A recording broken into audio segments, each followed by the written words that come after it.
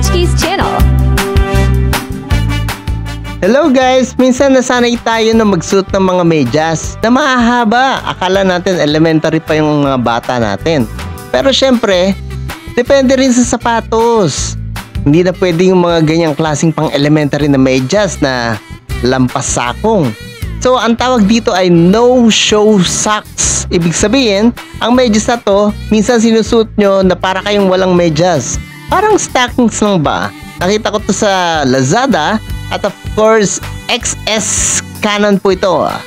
Maganda po ito, presko sa katawan at meron pang padding yun sa likod para hindi magkapaltos ang inyong sakong. Okay, ayan po, dinedemo na natin. Tinatry natin yung suot sa mga ganitong klaseng sapatos. No show socks po sa inyo lahat.